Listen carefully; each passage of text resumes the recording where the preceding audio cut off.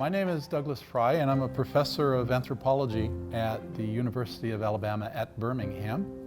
And I'm here with my class. It's a seminar class for graduate students. And most but not all of the students are in the Anthropology of Peace and Human Rights Master's Program. What we're going to discuss today in the class is how there's a new science of nonviolence that can draw upon anthropological topics such as archaeology and nomadic forager studies, systems, peace systems, and so forth. So what the class is ready to do is to actually ask me some questions as we start this discussion. So who would like to ask the first one? So what really was the purpose or theme of your book, Beyond War? Well, as the title implies, I really think that we can get beyond war. So then one of the big hindrances to moving beyond war, I think, is really people's attitudes and their beliefs that it's just not possible. So really a theme of Beyond War is that human nature is so vast and flexible, and at the same time, to paraphrase Martin Luther King, it does bend towards peace. I present in the book a series of different arguments, and I draw heavily on the anthropological data to present this case that humans really aren't so nasty after all, that we do have a more positive human nature than many people in our society believe, and that therefore we can move beyond war. So how has the science of nonviolence developed in the decades since Beyond War was published? There's 2 steps forward and 1 step back, I think, meaning that in some way the idea that humans are not so nasty after all, or that we do have a positive potential for peace, that we actually are more cooperative than many people give us credit for. I sometimes call this a new paradigm or a new perspective, which certainly has nonviolence at the center, at the core. So I see this as really just a gradual accumulation of data, of information that supports this new perspective on humanity. And it doesn't happen overnight. It's not been happening overnight, but gradually, bit by bit, the corpus of evidence builds in this direction. But there's recent studies from neuroscience which look at people's brains using fMRI data. And what they find is actually when we cooperate with each other, we get a activity in our reward centers of our brain, showing that it's actually positively, emotionally rewarding at a neurological level to cooperate. Studies like this continue to come out, which build on this whole body of evidence that gives a different perspective on humanity. So thank you for that question. Somebody else have a question for me? Casey? In some of your ethnographic research, you talk a little bit about the behavior of rough and tumble play that exists in some peaceful societies as a way of learning how to control aggression. And I feel like in our society, we would probably look at that and we would just call it aggression versus an act that leads to peaceful behavior. What do you think that something like that would look like from a neuroscience perspective? Rough and tumble is ubiquitous in the primates. But it seems like a likely explanation is that rough and tumble play is a non-serious way to practice a serious behavior later on, and that would be you play fight so that you could fight later. I put together an edited volume called War, Peace, and Human Nature, and there's a section of that book on restraint. And one thing that I think I would argue is happening as we speak and go forward is that people are realizing that being non-aggressive, being nonviolent, and showing that restraint is actually the main principle here. It's not the aggression, but it's how to control that aggression. So whether you're looking at human societies, we see examples of this in virtually any society. Even the most aggressive ones, sometimes the fighting has got a very ritualized, almost play-like atmosphere. Now, I don't mean play in the sense of playing, but in the sense like it's a play, it's choreographed. So when you look towards animals, we know these examples from ungulates of the beating, pushing on the horns of a variety of deer and other ungulates. The whole idea there is that the contest can be resolved, but then nobody gets hurt. It's a form of learning how to be controlled in fighting. An example of this is when different monkey species have been isolated and not allowed to engage in play, and in fact be limited from social interaction as they're growing up, they actually are too aggressive. So what it suggests to me and to the scholars who have done this type of research is it's very important as you're a monkey child or a human child growing up to engage in some of this rough and tumble behavior, to learn your own limits, learn when to back off, and so on and so forth. What role do norms and values play in peaceful societies and peace systems? Well, you're mentioning another realm that's really interesting anthropologically. And on the one hand, just to give a little overview to this one first, there are a great number of peaceful societies. So this relates very directly to this whole idea of human nature, because if we were innately violent, then you'd really expect to see a lot of violence everywhere, and you wouldn't find societies that are so peaceful that aggression hardly ever occurs. And there are anthropological examples of this, whether we're talking about Semai from Malaysia or Ifaluk Atoll, a variety of other ones, Palayan people from India, and the list literally goes on and on. And then peace systems are an interesting concept, but what we find, a peace system is clusters of neighboring societies that don't make war on each other. If humanity had a natural inclination towards violence and warfare, there wouldn't be any peace systems. They'd be very, very hard to form if we were leaning in this way. But what we find instead are ethnographic examples where clusters of neighboring societies come together. In the peace systems, they tend to have, as a group, values that do not support war, but rather values that support getting along, a broader perspective of neighbors that sees them as human beings, that they're tolerant values. For example, if we go to the Xingu people from Brazil, there's a peace system there that consists of 10 different groups, 10 different tribes. There's different language represented in these groups. So they have a set of values that shows that aggression and war is an act of failed leadership. And also they said the worst thing you can do as a person is lose control and become violent. So they express their conflicts in other ways. They engage in verbal harangues sometimes if somebody is angry at somebody else. They also, interestingly, engage in wrestling and let their emotions out by wrestling with each other. Again, it's physical, but it's nonviolent. The intent is not to hurt or kill somebody, certainly. So that's a peace system where the values are very well represented. Talk about a paradigm shift, and it seems like there is this other paradigm shift happening in basic sciences where environmental degradation is becoming more of an applied science problem. It's kind of making its way into social sciences as climate change is being more widely accepted as a human security threat. Do you think that this has the potential to create more conflict, or does it have the potential to create more peace, like peace systems, communities working together to work on this threat? Well, one thing you said reminded me of the case of the Mardu people from Australia's western desert. And what you see there is the Mardu very clearly understand that they need each other, because the rainfall is so sporadic from one season to the next. Sometimes it's over here and sometimes it's 200 miles over there, and nobody knows where the rains will come this year. With the rains come water holes. With water holes and rain come vegetation. Of course, the animals aren't stupid. They want to eat and have water. They need water, so they come to those areas as well.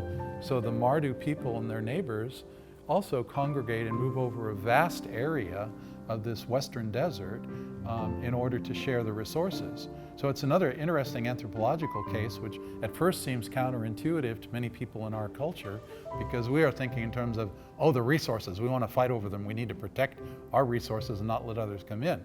But the problem here, the very real human problem, is that you can't do that. You just seal yourself into a patch of dry desert, and you need to move and share. So that's what they do, and Mardu and their neighbors don't engage in warfare, and they don't engage in feuding.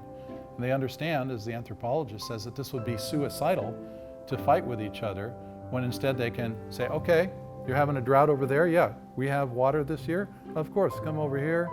Next year, we'll probably be over in your area if you get the water and we don't. Once we realize that we have that shared fate, we have that interdependence, that it's more likely. And especially when you have forces, leaders and other people writing and making films and social media putting forth that message, hey, look, we're all in the same little boat here. We need to paddle together to get out of this problem. So I think there's some hope, but it's not certain. We have to work on this.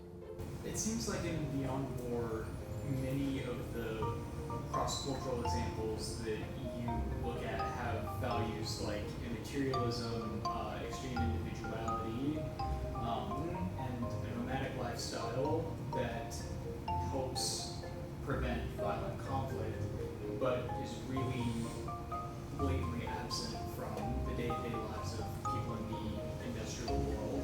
So I'm wondering how we take these lessons and translate them to our lives and how we promote that in our own actions every day.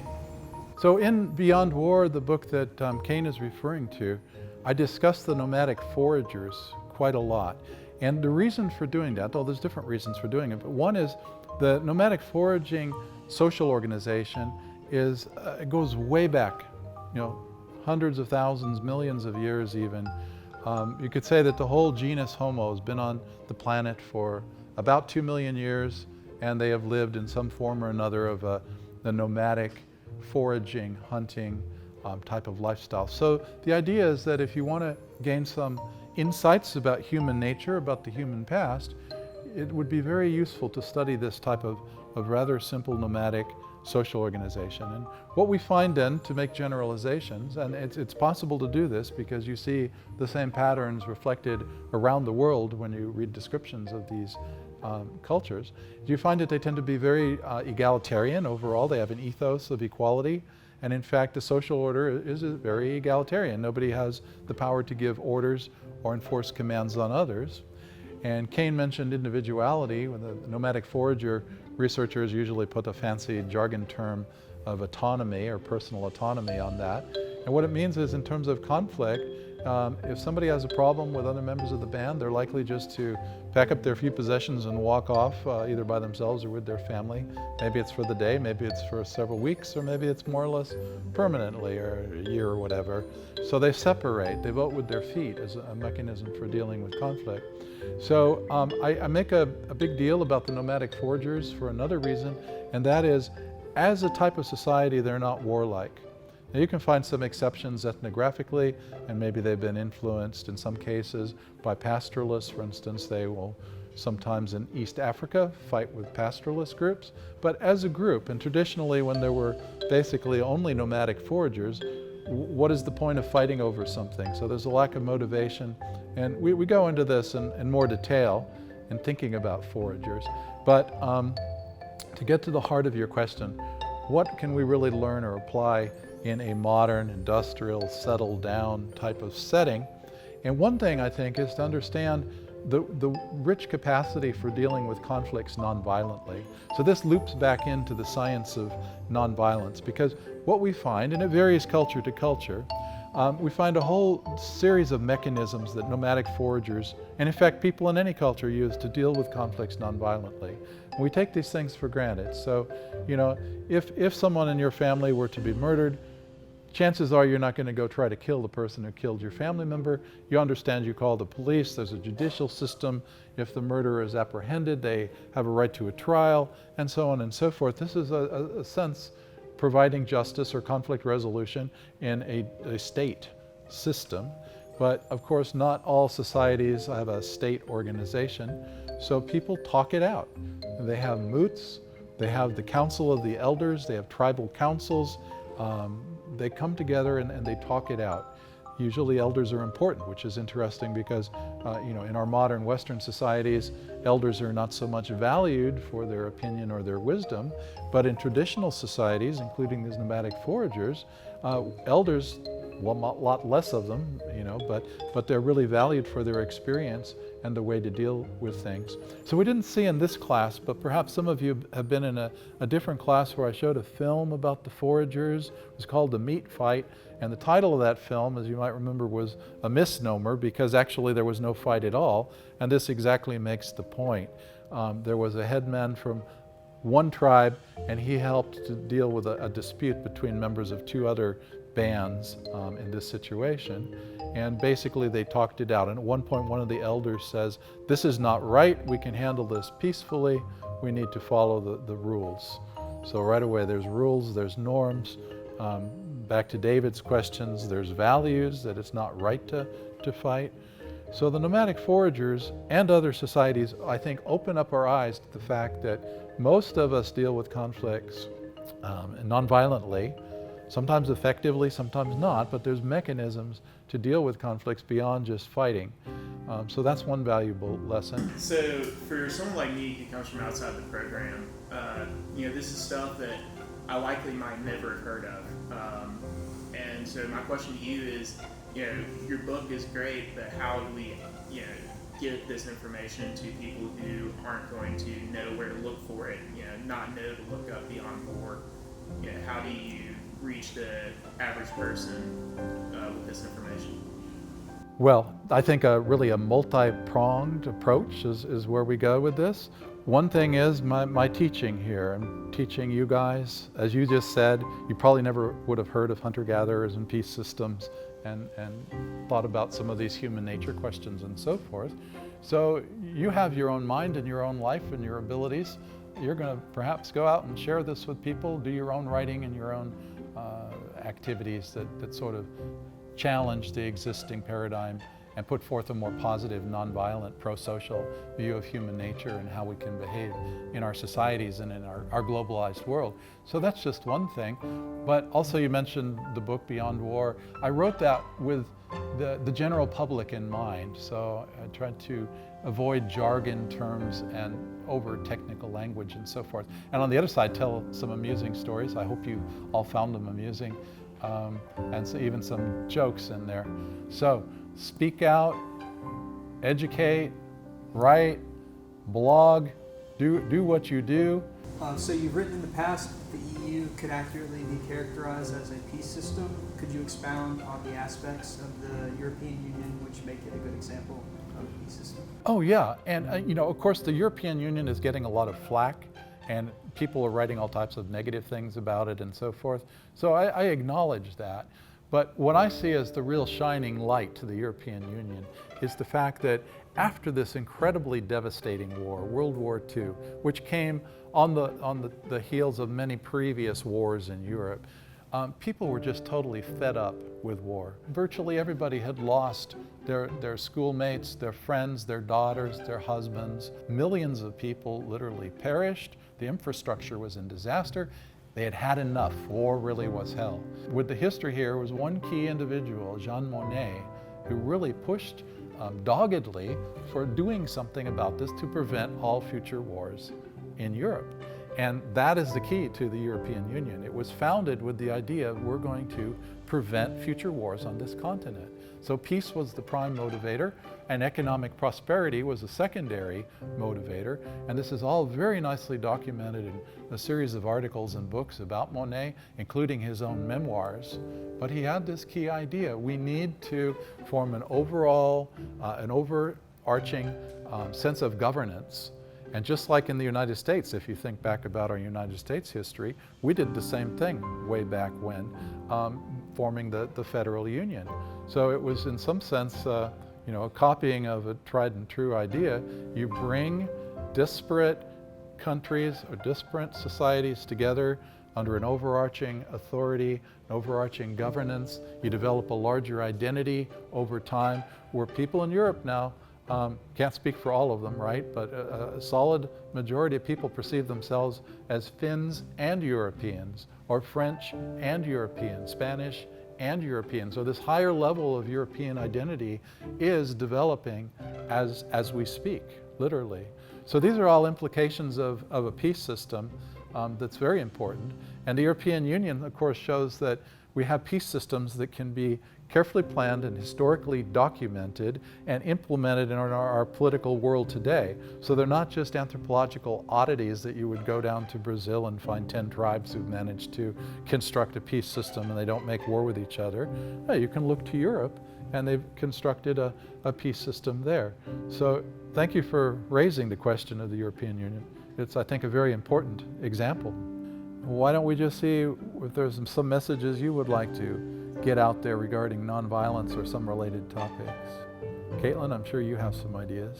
I think that to have examples and like to be reading about all these people and all these movements that have worked successfully on a nonviolent scale is really great. And And I think that that gives us hope to be able to implement our ideals further, because we all have different interests that are connected over this umbrella in our program. And so we all have this interconnectedness through that. Like, I want to implement my piece through law and legal advocacy for people who would not otherwise be able to attain that. And so I think, like with Casey wanting to say, like, peace apology, and like being able to implement that right now, like on a political level.